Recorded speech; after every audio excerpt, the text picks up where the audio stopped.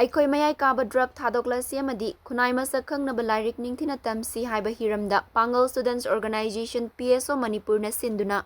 ꯂꯤꯁꯥꯡ ꯁꯤꯠꯅ ꯆꯠꯊꯔꯛꯄ academic ꯀꯦꯝꯄꯦꯟꯒꯤ ꯁꯔꯨꯛ ꯑꯃ ꯑꯣꯏꯅ ꯉꯁꯤ ꯀꯛꯆꯤꯡ ꯗꯤꯁꯇ꯭ꯔꯤꯛꯀꯤ ꯈꯦꯂꯥꯈꯣꯡ ꯈꯣꯡꯖꯤꯜ ꯍꯥꯏ ꯃꯗ꯭ꯔꯥꯁꯥꯗ ꯑꯦꯀꯥꯗꯃꯤꯛ ꯀꯦꯝꯄꯦꯟ ꯄꯥꯡꯊꯣꯛꯈ꯭ꯔꯦ꯫ ꯃꯨꯁꯂꯤꯝ ꯁ꯭ꯇꯨꯗꯦꯟꯠꯁꯤꯡꯒꯤ ꯑꯦꯄꯦꯛꯁ ꯕꯣꯗꯤ ꯑꯃ ꯑꯣꯏꯔꯤꯕ PSO ꯃꯅꯤꯄꯨꯔꯅ ꯁꯤꯟꯗꯨꯅ ꯄꯥꯡꯊꯣꯛꯈꯤꯕ ꯑꯦꯀꯥꯗꯃꯤꯛ ꯀꯦꯝꯄꯦꯟ ꯑꯗꯨꯗ social worker Alhaj Maulana MD Alauddin, Khelakhong Khongjil high ꯃꯗ꯭ꯔꯥꯁꯥꯒꯤ ꯄ꯭ꯔꯤꯟꯁꯤꯄꯜ MD ꯇꯥꯖꯨꯗꯤꯟ, MSFꯀꯤ vice president Yumnam James, PSO ꯃꯅꯤꯄꯨꯔꯒꯤ ꯄ꯭ꯔꯦꯁꯤꯗꯦꯟꯠ ꯐꯔꯤꯗ ꯕꯣꯒꯤꯃꯌꯨꯝ, ꯁ꯭ꯀꯨꯜ ꯑꯁꯤꯒꯤ vice principal MD Riyazuddin, social scientist doctor Dhanabir Laishram ꯑꯃꯗꯤ ꯂꯤꯂꯣꯡ ꯍꯥꯎꯔꯩꯕꯤ ꯀꯣꯂꯦꯖꯀꯤ ꯑꯦꯁꯤꯁꯇꯦꯟꯠ ꯄ꯭ꯔꯣꯐꯦꯁꯔ ꯗꯣꯛꯇꯔ ꯁꯗꯤꯀꯨꯔ ꯔꯦꯍꯃꯟꯅ ꯄ꯭ꯔꯦꯁꯤꯗꯦꯟꯠ ꯃꯦꯝꯕꯔꯁꯤꯡ ꯑꯣꯏꯅ ꯁꯔꯨꯛ ꯌꯥꯈꯤ꯫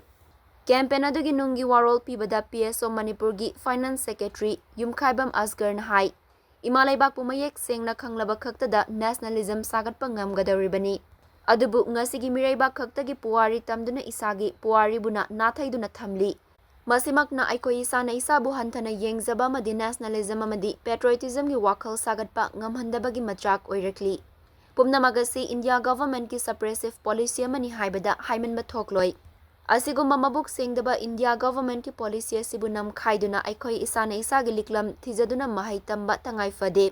ꯃꯍꯩ ꯇꯝꯂꯤꯕ ꯅꯍꯥꯁꯤꯡꯗꯒꯤ ꯏꯃꯥ ꯂꯩꯕꯥꯛꯄꯨ ꯅꯨꯡꯁꯤꯕꯒꯤ ꯏꯍꯨꯜ ꯑꯗꯨ ꯐꯥꯎꯍꯟꯕ ꯇꯉꯥꯏ ꯐꯗꯦ꯫ ꯅꯥꯀꯜ ꯑꯃꯔꯣꯝꯗ ꯃꯍꯩ ꯃꯁꯤꯡ ꯇꯝꯂꯤꯕ ꯃꯍꯩꯔꯣꯏ ꯀꯌꯥꯅ ꯏꯔꯥꯡ ꯑꯁꯤꯅ ꯃꯔꯝ ꯑꯣꯏꯔꯒ ꯔꯤꯂꯤꯐ ꯀꯦꯝꯞꯁꯤꯡꯗ ꯆꯪꯖꯐꯝ ꯂꯧꯗꯨꯅ ꯂꯩꯔꯤ꯫ ꯑꯋꯥꯕ ꯆꯩꯊꯦꯡ ꯀꯌꯥ ꯃꯥꯌꯣꯛꯅꯗꯨꯅ ꯀꯦꯔꯤꯌꯔ ꯃꯥꯡꯂꯕꯁꯨ ꯏꯟꯗꯤꯌꯥ ꯒꯚꯔꯟꯃꯦꯟꯠꯅ ꯎꯁꯤꯟꯅꯗꯅ ꯂꯩꯕ ꯉꯝꯂꯤ꯫ ꯂꯝꯗꯝ ꯑꯁꯤꯒꯤ ꯃꯤꯑꯣꯏꯁꯤꯡ ꯑꯃꯗꯤ ꯌꯥꯝꯅ ꯂꯤꯛꯅ ꯐꯪꯕ ꯃꯍꯩ ꯇꯝꯕꯒꯤ ꯃꯔꯝ ꯑꯁꯤꯕꯨ ꯃꯥꯡꯍꯟꯗꯨꯅ ꯖꯦꯅꯦꯔꯦꯁꯟ ꯑꯁꯤ ꯇꯨꯡꯗ ꯍꯜꯂꯛꯄꯒꯤ ꯐꯤꯚꯝꯗ ꯂꯥꯛꯂꯕ ꯐꯥꯎꯕ ꯎꯁꯤꯟꯅꯗꯅ ꯂꯩꯊꯣꯛꯄ ꯉꯝꯕ ꯂꯩꯉꯥꯛꯄꯁꯤꯡꯗ ꯊꯥꯖꯕ ꯊꯝꯕꯒꯤ ꯃꯍꯨꯠꯇ ꯑꯩꯈꯣꯏꯒꯤ ꯃꯊꯧ ꯇꯥꯕ ꯄꯣꯠꯁꯛ ꯑꯗꯨ ꯃꯨꯟꯗꯨꯅ ꯂꯧꯕꯒꯤ ꯇꯥꯟꯖꯥ ꯑꯗꯨ ꯌꯧꯔꯦ꯫ ꯃꯔꯝ ꯑꯁꯤꯅ ꯀꯥꯡꯂꯣꯟ ꯆꯨꯝꯅ ꯃꯇꯝꯒ ꯆꯨꯅꯕ ꯃꯍꯩ ꯇꯝꯕꯒꯤ ꯃꯑꯣꯡ ꯃꯊꯧ ꯇꯥꯏ꯫ ꯂꯣꯏꯅꯅ ꯈꯨꯟꯅꯥꯏ ꯃꯁꯛ ꯈꯪꯅꯕ ꯑꯩꯈꯣꯏ ꯂꯥꯏꯔꯤꯛ ꯅꯤꯡꯊꯤꯅ ꯇꯝꯕ ꯃꯊꯧ ꯇꯥꯏ ꯍꯥꯏꯈꯤ꯫ ꯑꯃꯔꯣꯝꯗ ꯂꯝꯗꯝ ꯑꯁꯤꯒꯤ ꯇꯨꯡꯒꯤ ꯌꯨꯝꯕꯤꯔꯦꯜ ꯑꯣꯏꯔꯛꯀꯗꯧꯔꯤꯕ ꯅꯍꯥꯔꯣꯜ ꯀꯌꯥ ꯅꯤꯁꯥꯒꯤ ꯏꯄꯥꯛꯇ ꯇꯥꯈꯤꯗꯨꯅ ꯁꯨꯝ ꯆꯥꯔꯕ ꯈꯨꯟꯅꯥꯏ ꯑꯃ ꯑꯣꯏꯔꯛꯄ ꯌꯥꯕꯒꯤ ꯐꯤꯚꯝꯗ ꯂꯩꯔꯦ꯫ ꯃꯁꯤꯁꯨ ꯂꯝꯗꯝ ꯑꯁꯤꯕꯨ ꯃꯥꯡꯍꯟꯅꯕ ꯑꯔꯣꯟꯕ ꯊꯧꯁꯤꯜ ꯑꯃꯅꯤ ꯍꯥꯏꯅ ꯄꯥꯡꯒꯜ ꯁ꯭ꯇꯨꯗꯦꯟꯠꯁ ꯑꯣꯔꯒꯅꯥꯏꯖꯦꯁꯟꯅ ꯂꯧꯗꯕ ꯉꯝꯂꯣꯏ ꯍꯥꯏꯈꯤ꯫ ꯉꯁꯤꯒꯤ ꯀꯦꯝꯄꯦꯟ ꯑꯗꯨꯒꯤ ꯁꯔꯨꯛ ꯑꯃ ꯑꯣꯏꯅ PSO ꯃꯅꯤꯄꯨꯔꯅ ꯃꯍꯩꯔꯣꯏꯁꯤꯡꯗ ꯁ꯭ꯇꯗꯤ ꯃꯦꯇꯔꯤꯌꯦꯜ ꯀꯌꯥꯁꯨ ꯈꯨꯗꯣꯜ ꯇꯝꯈꯤ꯫ ꯅꯍꯥ ꯀꯌꯥꯅ ꯃꯥꯡꯕ ꯌꯥꯕꯒꯤ ꯐꯤꯚꯝ ꯑꯃꯗ ꯂꯩꯕꯁꯤꯗ ꯄꯥꯜꯂꯤꯕ ꯂꯩꯉꯥꯛꯁꯤꯡꯅ ꯑꯗꯨꯃꯛ ꯇꯥꯁꯤꯟ ꯎꯁꯤꯟꯅꯗꯅ ꯃꯃꯤꯡꯇꯪꯒꯤ ꯉꯥꯏꯍꯥꯛꯇꯪꯒꯤ ꯐꯖꯅꯕ ꯄ꯭ꯂꯦꯠꯐꯣꯝꯗ ꯀꯩ ꯈꯔ ꯍꯥꯏꯕ ꯅꯠꯇꯅ ꯃꯌꯦꯛ ꯁꯦꯡꯅ ꯈꯨꯟꯅꯥꯏ ꯑꯁꯤꯗꯒꯤ ꯗ꯭ꯔꯒ ꯀꯟꯒꯦ ꯍꯥꯏꯕꯒꯤ ꯈꯣꯡꯊꯥꯡ ꯑꯃꯐꯥꯎ ꯂꯧꯈꯠꯇꯦ ꯍꯥꯏꯕꯁꯤ PSOꯒꯤ ꯃꯥꯏꯀꯩꯗꯒꯤ ꯊꯝꯖꯔꯤ꯫ ꯈꯨꯟꯅꯥꯏꯁꯤ ꯃꯥꯡꯗꯅꯕꯒꯤꯗꯃꯛꯇ ꯉꯁꯤ ꯑꯁꯤꯒꯨꯝꯕ ꯗ꯭ꯔꯒ ꯆꯥꯔꯤꯕ, ꯌꯣꯜꯂꯤꯕ ꯑꯁꯤꯒꯨꯝꯕ ꯃꯤꯑꯣꯏ ꯀꯌꯥ ꯑꯁꯦ ꯀꯟꯅꯕꯒꯤꯗꯃꯛꯇ ꯐꯥꯕ ꯄꯨꯟꯕ ꯁꯤ ꯈꯛꯇꯅꯁꯨ ꯌꯥꯔꯣꯏ꯫ ꯑꯗꯨꯒꯨꯝꯕ ꯊꯕꯛ ꯐꯪꯗꯕ ꯅꯍꯥ ꯀꯌꯥꯗꯣ ꯑꯗꯨꯒꯤꯗꯃꯛꯇ ꯃꯈꯣꯏꯒꯤ ꯁꯤꯟꯐꯝ ꯄꯤꯕꯤꯕ ꯆꯪꯉꯦꯕ, ꯃꯈꯣꯏꯒꯤ ꯌꯨꯠꯀꯤ ꯑꯣꯏꯕ ꯄꯣꯂꯤꯁꯤ ꯁꯦꯝꯕꯤꯕ ꯆꯪꯉꯦꯕ ꯂꯩꯉꯥꯛꯅ꯫ ꯑꯗꯨ ꯅꯠꯇ꯭ꯔꯤ ꯐꯥꯎꯗꯤ ꯑꯩꯈꯣꯏꯅ ꯃꯄꯨꯡ ꯐꯥꯅ ꯗ꯭ꯔꯒꯁꯦ ꯊꯤꯡꯕ ꯉꯝꯃꯣꯏ꯫ ꯑꯗꯨꯅ ꯃꯔꯨꯑꯣꯏꯅ ꯑꯍꯥꯟꯕꯗꯤ ꯑꯩꯈꯣꯏ ꯑꯐꯕ ꯑꯣꯏꯃꯤꯟꯅꯕ ꯑꯃ ꯆꯪꯉꯤ꯫ ꯑꯗꯨꯒ ꯑꯩ ꯌꯥꯝ ꯇꯦꯟꯁꯤꯟꯖꯒꯦ, ꯑꯩꯈꯣꯏꯅ ꯈꯨꯟꯅꯥꯏꯔꯣꯜ ꯈꯪꯅꯕ ꯑꯩꯈꯣꯏ ꯂꯥꯏꯔꯤꯛ ꯅꯤꯡꯊꯤꯅ ꯇꯝꯁꯦ ꯍꯥꯏꯁꯦ ꯑꯩꯈꯣꯏꯒꯤ ꯈꯨꯟꯅꯥꯏ ꯍꯥꯏꯕꯁꯤꯃꯗꯤ ꯑꯩꯈꯣꯏꯒꯤ ꯃꯅꯤꯄꯨꯔꯒꯤ ꯏꯖꯨꯀꯦꯁꯟ ꯁꯤꯁꯇꯦꯝꯗ ꯌꯥꯎꯗꯦꯕ꯫ ꯑꯩꯈꯣꯏ ꯀꯅꯥꯅꯣ ꯍꯥꯏꯕꯁꯦ ꯉꯁꯤ ꯁꯤꯗ ꯐꯝꯃꯤꯕ ꯃꯍꯩꯔꯣꯏꯁꯤꯡꯁꯤꯅ ꯈꯪꯉꯣꯏꯕ꯫ ꯉꯁꯥꯏ ꯁ꯭ꯇꯦꯠꯍꯨꯗ ꯃꯇꯝꯗꯗꯤ 72ꯗ ꯐꯪꯉꯤ, ꯑꯗꯨ ꯐꯪꯉꯤ ꯂꯣꯏꯅ ꯈꯪꯒꯅꯦꯕ꯫ ꯕꯤꯐꯣꯔ ꯏꯟꯗꯤꯌꯥꯗ ꯃꯔꯖ ꯇꯧꯗ꯭ꯔꯤꯉꯩꯗ ꯑꯩꯈꯣꯏ ꯀꯃꯥꯏꯅ ꯍꯧꯔꯛꯈꯤ ꯍꯥꯏꯕꯁꯦ ꯑꯩꯈꯣꯏꯒꯤ ꯅꯍꯥ ꯂꯩꯔꯤꯕ ꯁꯤꯁꯤꯡꯁꯦ ꯃꯄꯨꯡ ꯐꯥꯅ ꯂꯥꯏꯔꯤꯛ ꯇꯝꯕꯤꯗꯦ, ꯑꯃꯁꯨꯡ ꯑꯩꯈꯣꯏꯒꯤ ꯏꯄꯥ ꯏꯄꯨꯁꯤꯅ ꯀꯔꯝꯕ ꯂꯤꯆꯠ ꯆꯠꯂꯝꯃꯤ ꯍꯥꯏꯕ ꯑꯩꯈꯣই ꯇꯝꯕꯤꯗꯦꯕ꯫ ꯉꯁꯤ ꯗ꯭ꯔꯒꯀꯤꯁꯨ ꯑꯃꯒꯤꯁꯨ ꯍꯤꯔꯝ ꯈꯨꯗꯤꯡꯃꯛꯀꯤ ꯄ꯭ꯔꯣꯕ꯭ꯂꯦꯝ ꯂꯥꯛꯏꯁꯦ ꯃꯅꯤꯄꯨꯔ ꯏꯟꯗꯤꯌꯥꯗ ꯄꯨꯜꯂꯨꯔ ꯃꯇꯨꯡ ꯊꯣꯛꯂꯛꯄ ꯑꯗꯨꯒꯨꯝꯕ ꯄ꯭ꯔꯣꯕ꯭ꯂꯦꯝ ꯉꯥꯛꯇꯅꯦꯕ꯫ ꯇꯝꯕ ꯃꯇꯝ ꯆꯥꯅ ꯂꯥꯛꯀꯗꯕꯅꯤ, ꯁ꯭ꯀꯨꯜꯗ ꯐꯖꯅ ꯐꯝꯒꯗꯕꯅꯤ, ꯑꯣꯖꯥꯅ ꯉꯥꯡꯕꯗ ꯃꯨꯟꯅ ꯃꯨꯟꯅ ꯌꯦꯡꯉ ꯇꯥꯒꯗꯕꯅꯤ ꯀꯣ꯫ ꯑꯗꯒꯤ ꯅꯣꯏ ꯀ꯭ꯂꯥꯁ ꯑꯆꯧꯕꯁꯤꯡꯗꯤ ꯇꯥꯎꯃꯨꯟꯅ ꯀ꯭ꯂꯥꯁ 7, 8, 9, 10 7, 8, 9, 10ꯁꯦ ꯃꯁꯤ ꯑꯣꯖꯥꯅ ꯐꯖꯅ ꯇꯥꯛꯄꯁꯦ ꯃꯨꯟꯅ ꯇꯥꯔꯕꯀꯣ, ꯅꯨꯡꯗꯥꯡꯁꯦ ꯁꯤꯗ ꯕꯣꯏ ꯑꯆꯧꯕ ꯑꯃ ꯂꯩꯔꯦꯗꯅ ꯑꯗꯨꯗ ꯑꯣꯖꯥ ꯃꯃꯤꯡ ꯊꯥꯔꯕ, ꯑꯗꯨꯒ ꯃꯥꯅ ꯇꯥꯜꯂꯛꯄꯗꯨ ꯅꯪꯅ ꯏꯔꯒ ꯍꯥꯏꯐꯦꯠ ꯁꯥꯟꯅꯕ, ꯂꯥꯟꯁꯅꯨ ꯀꯩꯁꯨ ꯀꯥꯏꯗꯦ, ꯀꯨꯏꯔꯒ ꯁꯨꯝ ꯆꯨꯝꯃꯛꯀꯅꯤ꯫ ꯑꯗꯨꯃꯥꯏꯅ ꯅꯪꯅ ꯀ꯭ꯂꯥꯁ 7ꯗꯒꯤ ꯍꯧꯔꯕ BA ꯐꯥꯎ ꯇꯧꯔꯕ ꯑꯩ IAS ꯑꯣꯐꯤꯁꯥꯔ ꯁꯣꯏꯗꯅ ꯑꯣꯏꯔꯦꯅ ꯈꯜꯂꯦ꯫ ꯉꯁꯤ ꯌꯥꯏꯐꯔꯕ ꯅꯤꯡꯊꯧꯀꯥꯕ ꯅꯨꯃꯤꯠ ꯃꯦꯒꯤ ꯇꯥꯡ 15 ꯅꯨꯃꯤꯠ ꯑꯁꯤꯗ Manipuri student federation MSF amadi Pangal Student Organization PSO Manipur anina isamnaduna pangthokliba academic campaign saruk amoina aikoi mayai kabadar thadok asi amadi thunai masak khangnaba laik nithina tamsi hairiba academic campaign asigi ngasigi mayai tamani lisingbiriba mingoin hangasarabada ikai kumnabada matik charaba Alhas Maulana Muhammad Alauddin social worker mathangda mingoin hangasarabada ikai kumnabada matik charaba MD Tajuddin Saha principal Khela Khongjin High Madrasa in charge CEO Walk of World Manipur mathangda Jumnam James Vice President MSF mathangda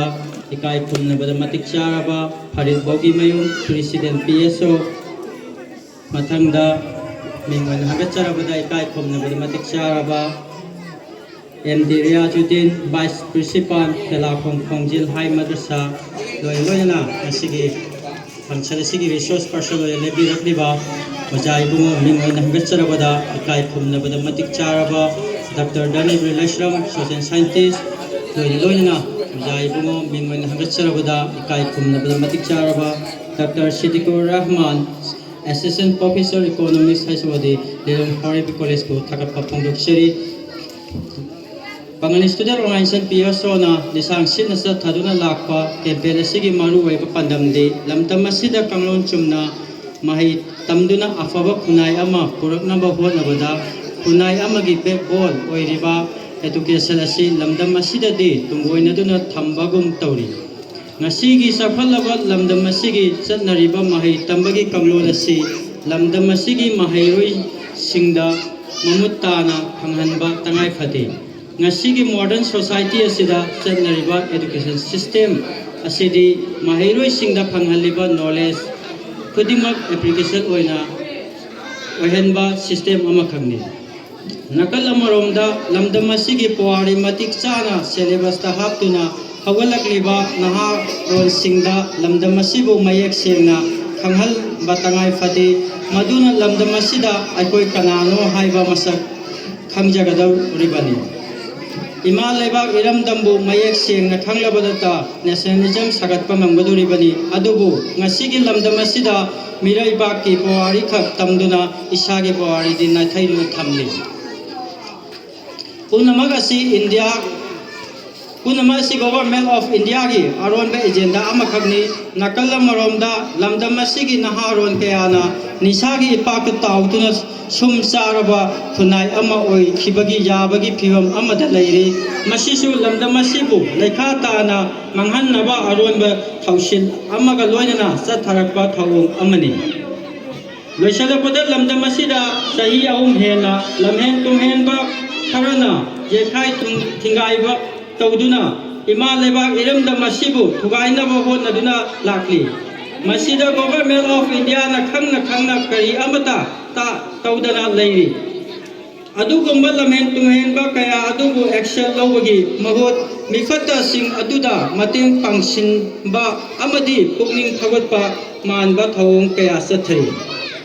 government of India asigi asigumba pukchen sengdaba lisal asida aikoi kayam kuina makoibu thajaba khamkisigi haina wang nasi PSO gi maike gi kangan jabaga loina ngasigi kino address matang asida tension jeri